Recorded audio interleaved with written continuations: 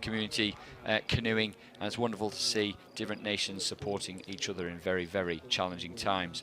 Well, we'll move on. We've got the men's K1 500 metres coming up here. There you can see the details, and world champions, world record holders, and this should be an interesting race, this one, because K1 men 500 metres, it's not Olympic, but the 500 metre distance, so important now for those Olympic spots in crew boat. Yeah, it's everyone experiencing something different. Right, we've got Noah Havard there, the Australian. We'll perhaps come back to him in a little while. Should get the official lineup now. Yes, there we are. And Draeger, the German, as we said, in lane 2. Never discount a German in this, or indeed any event in sprint canoe, of course. Bence Nadas, the Hungarian, has had some success in K2s over the longer distance, but also this perhaps his favoured event in the very distinctive kayak there. And another German, Jakob Thordsen, will be in lane 4. There he is. And Matias Otero, Uruguayan, paddled really, really well yesterday in his semi-final. Looked super strong. I must admit, I thought he'd gone out a little bit too hard, but he seemed to hold on to it well. So, it'll be interesting to see how he gets on with the added pressure of being in the final. Chrisjan Coetzee from South Africa goes in lane 6. He made the final of the World Championships last year. Magnus Sibbersen, the Dane, in 7. Bram Sikkens from Belgium, small but developing squad, the Belgians. And then Marcus Walz just hopped out of the winning crew in the K4, but the Olympic champion over 1,000 metres from 2016, well, he's got the experience, he's got the strength. Watch out for him from lane 9. He certainly does have the know-how in terms of winning a race. So, well, 100 seconds, maybe under that, depending on the conditions for this start. Important. They're away well. 3 up from the bottom of the picture, the Dane. And that really distinctive kite there. Latched on. There he is. Look at that. Great design. Latched on that first stroke, didn't he? Very, very well. But this is so much more than just the first stroke. This is where they're building the strength into that race, and they're racing for a position here in this K1 500 metres, but maybe they're also racing for a crew boat spot going forward. They all certainly are, but every race counts, and obviously you can see what Chrisjan Coetzee is doing. He's moving hard. He always pushes hard that first 100 to 300, so he'll be really challenging himself moving through there.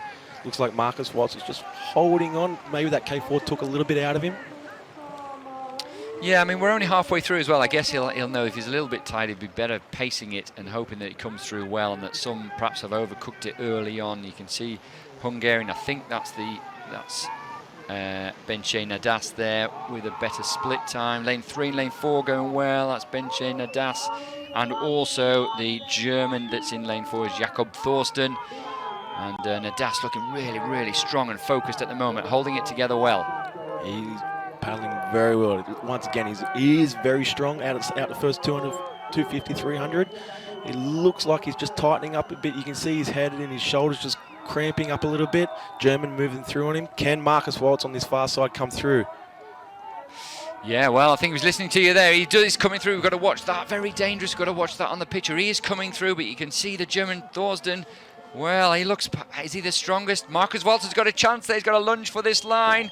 Oh, and the Danish paddler coming through well as well. I must admit, I can't confirm the places there. Certainly looked like the German in lane 4. Jakob Thordsen took the win, but we had a late charge from Magnus Sibbersen, the Danish paddler there, as well as, of course, you mentioned, Marcus Walz coming good over the last 100 metres. Of course, but I think first place is just sure, and that's thanks to you. Well, now if we don't see the result come up on screen, and we don't, this means that it is a photo. So I'll have a photograph probably for second and third place there. Could be less than a few hundredths separating them. That's why pacing this race is so important. Absolutely, very tight race. 6 guys really close across the line. That's what really gets the heart beating for us coaches on the other side. It really does.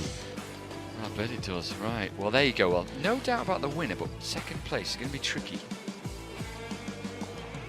Denmark and Germany, maybe.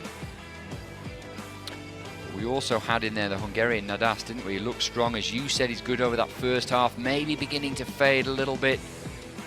Right, good win from the German, no doubt about that. I'm going to go for Denmark and Spain, but, well, we'll have to wait. That's a really impressive performance by the German there. I mean, knowing who's in that K4 in front of him, he's going to be really pushing hard to try and put his name into that very competitive K4. Seeing the result that K4 did get today, he'll be putting his hand up.